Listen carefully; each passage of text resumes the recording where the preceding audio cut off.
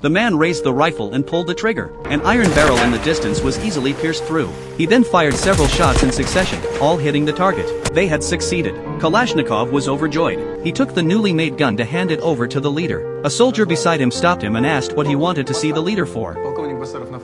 Kalashnikov excitedly took out the gun, which scared the soldier badly. He immediately locked him up.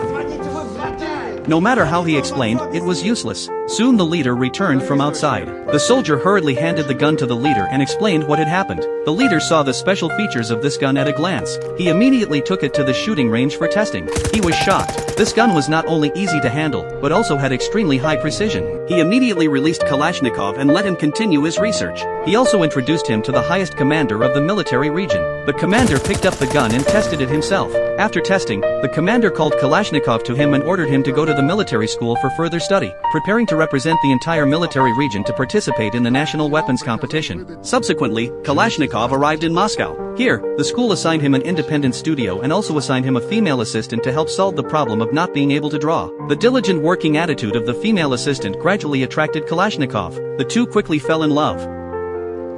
However, the weapons made by Kalashnikov were defeated in the competition full of top talents. He began to doubt his inventive ability, feeling that compared with those top students who graduated from professional schools, the gap was too big. So he decided to give up his dream and return to the battlefield, but the doctor told him that his injury had not healed and he could not fight. Kalashnikov was thoroughly disappointed. He didn't know what he could do now. Soon the war ended. This made Kalashnikov, who had been in despair for a long time, overjoyed. But then he thought, what could he do without the war? He could only stare blankly at the weapons he had made. The next day, Kalashnikov took out the weapons he had made and consulted his superior. Without the war, what could he do now? The superior calmly took out a letter and handed it to Kalashnikov. It turned out that the end of the war did not mean that these inventors would lose their usefulness. The commander-in-chief ordered Kalashnikov to establish a R&D department to continue engaging in the research and development of advanced weapons. Kalashnikov instantly felt like he had been injected with chicken blood. The R&D department he was in charge of also attracted many top talents, including the champion of the previous weapons R&D competition.